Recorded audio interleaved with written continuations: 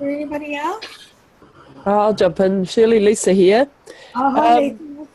Despite Lana's comment that she thought she didn't do pace well, I'll let you written down that I enjoyed your tone and pace. So I didn't think there was any issue with pace. Okay. And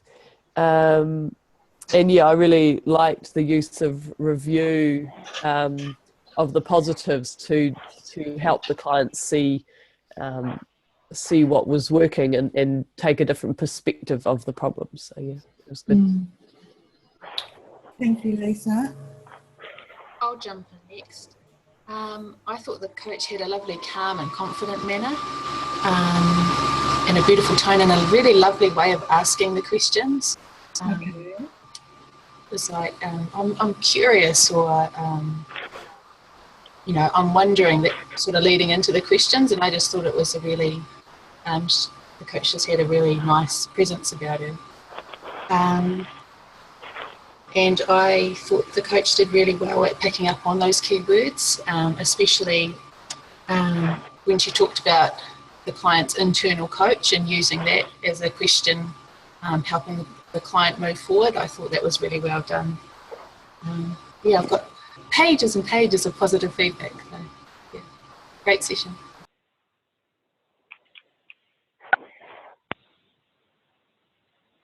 I'll go next if no one else is going. So Becky here. I agree with what Lisa said. I definitely think that the pace was really great, even though Lana, you probably felt it wasn't. It did flow really well.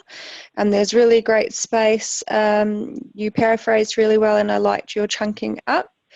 You definitely applied the active listening level 2 and 3 that you were looking for as well. It flowed really well, and I really liked your questioning, especially around the choice phase. I liked your question around being curious on what her internal coach would say, and the advice that she would give herself around that. The use of the scaling and then referring back to the scaling at the end to see where she was at was done really well. So well done. A great coaching session. Yeah, hi guys. I'll just jump in here. It's a little bit different on the phone tonight. Yeah, I really liked the session. The coach really linked in and used past experience. And I'm just going to run through some of the key things that I saw that are pretty much been spoken about. But there was the use of the support, just tying in the communal aspect of how the client could get support. Really great at refocusing or drawing the focus towards the positive. Measure and measure. That was really good, the way things were measured, and the curiosity was great. So, yeah, all in all, a great session to listen to. Thanks, guys. Hey, Jonathan speaking here. Can you hear me? Sorry. Yes. Ah, good. Sorry, I'm a bit sick, so my voice is not completely perfect. But anyway, I really liked how the coach ended the function by revisiting what has been done during the coaching session and anchoring into the clients the success of the coaching. So I would just add that to everything that has already been said. Thank you. Hi, Garth here. Hi, Garth. Oh, you go, Terry. Okay, you sure? Okay. Yep. I'm pleased you can hear me because I'm having trouble with my micro. You can hear me clearly. Cool. Look, I really liked the way the coach handled it. I think it was quite a challenge, really, and a real life challenge. I really appreciated some of the questions. I found myself getting pleasantly surprised when a question would come up, and even just some of the phrases. I particularly liked the phrase when the coach said, tell me if this lands right, and then suggested the word ableness. I have a list of sort of the various questions which I took note of, which I thought were very incisive. But yeah, I probably won't go through them, but rather that just saying that I think it was a really good session. Well done, Coach. Thank you. Garth here. I like right at the start where the coach went what it means and then feels and looks like. So they all flowed in and really expanded it. And I thought they were some good questions that just landed really well. Thank you. Okay, I'll try again. It's Brigitte. Mm-hmm. Yes, apart from what's been said, also I really liked the question about the internal coach, but also what I really liked is that she acknowledged the assets that the client had already, and she really said, okay, I actually see that you have got all those assets, and that really helped her to change it also to a positive way, I think. So, Okay. Yep. Thank you. Yeah, I thought the coach did a really fantastic job. I especially loved her beautiful presence. I think it was very warm and welcoming and safe, and really allowed the client to process a lot and allowed space for that. And it sounded like just by talking about it, the client was able to get better. And I think the coach was a great listener. It's been mentioned, but I thought the paraphrasing was really good in terms of picking up keywords and playing them back. Even at the very beginning, when the client had said, this is how I'm feeling, this is what I want to do, the coach played that back and the client was like, yeah, and elaborated more. And I thought that was really well done. And I loved a few of the questions, the internal coach one, even the one, what is your greatest asset in the situation? I thought was really quite powerful and expansive. So yeah, really well done. Thank you. Hi, Ramon here. Similar to what the others have mentioned, I appreciated how the coach navigated through the conversation, essentially using her line of questioning, scaling the pressure that the client was feeling and her ableness, and also sort of allowing the client to have an out-of-body experience around how she was feeling at the moment. I also appreciated how she was able to summarize what the client was already had going for her in terms of successfully transitioning through the new role, which somehow helped get what the client wanted to take away from the conversation. Thank you, Ramon. Hey guys, Pratik here. Just to add to what's already been said, great presence, and just around the outcome questions as well. I felt there was great outcome questions in there, just really drilling down to the gist of it. Sorry, it's a lot of disturbance. Yeah, and just having that clarity and following through that process with those outcome questions, in addition to what everyone else mentioned. I thought it was a very good session. Thank you.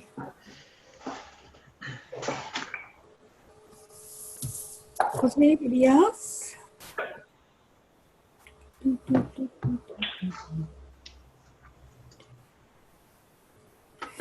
Okay, was there anything else anyone had to say? Okay. So if you were the coach, how would you do it differently and what outcome will it produce? Any answers on that one? I'll jump in, Shirley. Lisa here. If you haven't, no one else is on. Yeah, I thought the approach the coach took to the whole session obviously came out with a great outcome for the client. During the session, I was just curious about how much the client said the word control and what that was about. And obviously that was sort of part of the feeling out of control and the overwhelm. But I just sort of had this feeling that there could have been a slightly deeper note to it if there had been a little bit more exploration of control. Maybe what is important to you about being in control of the transition, or how does it feel moving out of your comfort zone? So I don't know quite how that would have landed, or whether that would have achieved a different outcome. I liked the way the coach took a more positive approach and showed and sort of helped the client see the positive in it. But yeah, I was just curious about if there was a deeper layer to the need to be in control, whether that could have been unpacked a little bit, that might have gone beyond a improvement in clarity or sense of comfort with the issue to a deeper learning in the issue. So, yeah. Okay, Lisa, thank you. Hello, this is Sheila. Yes. Hi. What I think I would have done differently would be at the start when the client mentioned about being overwhelmed. You know, there's competition and trying to meet the expectation. Rather than asking, what does it mean to you to be successful?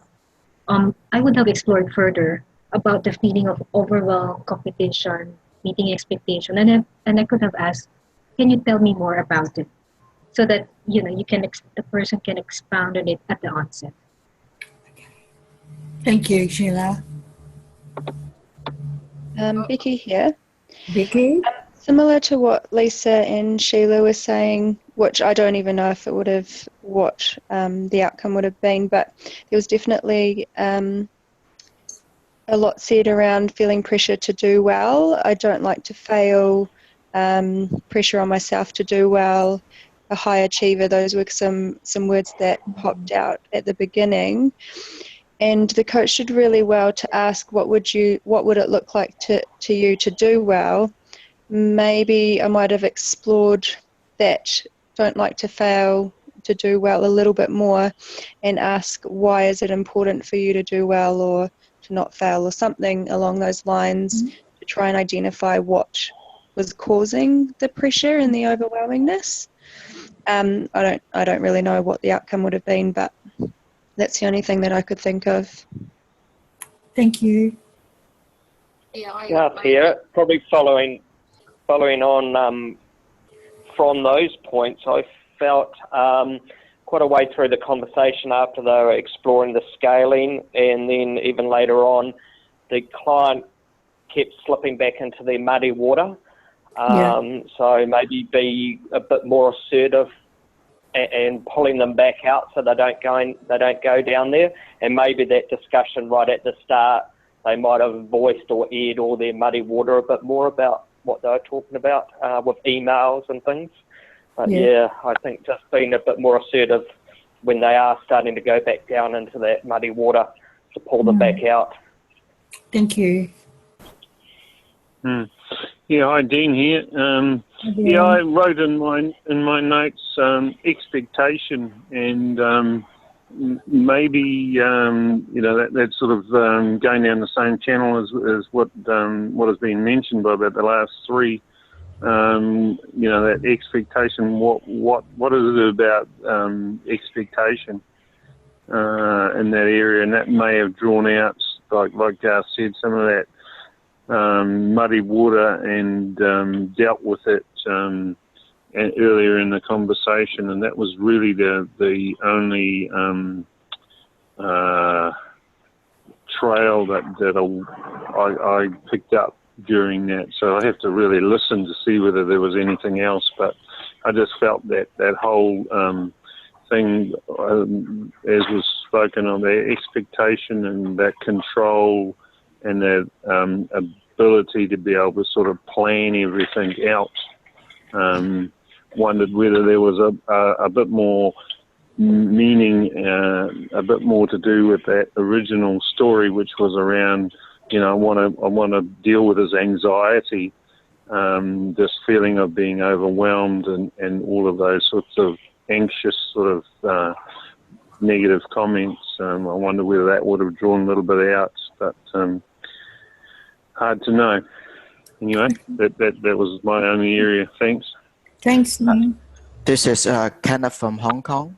Kenneth, thank you. Yeah, I believe at the beginning, the client indicated that she wants to manage her feeling anxiety.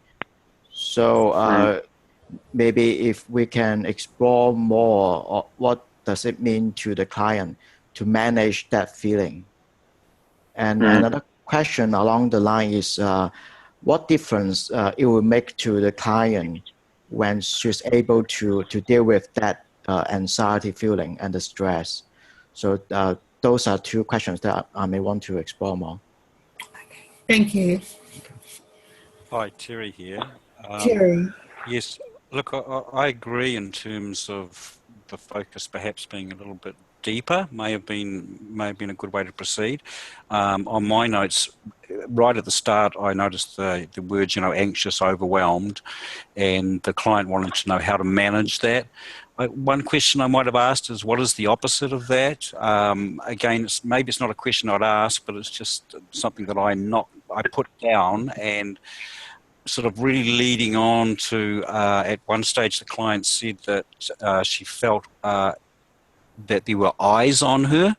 So again, I guess I would be wanting to explore that. What's that like to have eyes on you? Or what would it be like if there were no eyes on you? How might that change your sense of being or operating? Again, I thought the internal coach was something that I certainly would have liked to explore, perhaps to ask some questions about what may the internal coach say or show or give. I might even have been tempted to ask, where was that internal coach, inside you or outside you, trying to sort of locate it, as I think the internal coach is quite a resource for the client. Again, that word pressure came up a lot, so I'd be asking or wanting to ask, what does that pressure know? What does that pressure need? And then even closing off the conversation, I think the term treadmill and running on a treadmill was used. So again, I would be wanting to explore, if that is the way the client is operating, how could that change? What would it be like to either not be on a treadmill, or the treadmill was slower, or whatever it was the client would need? And then again, finally, just the client mentioned about there being lots of balls in the air. So again, that would be something that I'd want to explore. Is it a good thing, bad thing? Could it change? Could it modify? I just think perhaps some depth for the client and how they were feeling and being and operating might have been helpful. Thank you. Thank you, Terry. Yes, I would like to continue on that, because I actually had written down the same things. I would have liked to explore the feelings in an early stage more, but also I had written down, it sounds like you've got a lot of balls in the air, and that's quite funny because at the end she actually mentioned it, and I would have probably earlier in the conversation have explored that a little bit more, all those different things that were going on for the client already, in the family and all the things, and in the end, obviously, the wedding was added to it as well. So, there became even more balls in the air. But I think that's my feelings. I would have liked to go dig a little bit deeper into the feeling part. Thanks, Bridget. Just continuing on from what Terry was saying about there being a lot of eyes on me. So the client mentioned very early on that there was something that was quite key for them. They felt there was a lot of eyes in terms of the performance. So I felt like exploring that a little bit more might have revealed a few more things about performance anxiety and a few other things that might have been making the client feel overwhelmed and stressed out. So just questioning around that would have been great in terms of arriving to a desirable outcome a lot quicker. Thank you. To build on what everyone else is saying, I would have been inclined to explore further what it looks like when the client feels this pressure. What are the thoughts that emerge, and what are the moments in which that pressure arises, to try and understand what thought patterns potentially are causing this pressure. And on the flip side, I think it could have been quite cool to almost visualize or describe in more detail what it looks like if the client was in the same situation but not feeling this pressure, like what would that look and feel like in a bit of detail. And I think that could have helped us potentially paint a clearer picture of where we want to get. I definitely would have been inclined to explore the fear of failure or pressure or what's holding the client back, as has been said. And as Terry mentioned, definitely the treadmill metaphor could have been a cool place to explore how do we slow the treadmill down, what's kind of speeding it up. is that in our control? Is that not in our control? And so forth. So, yeah. Thank you. Okay, is there anybody else? Okay. So how does this conversation sound in terms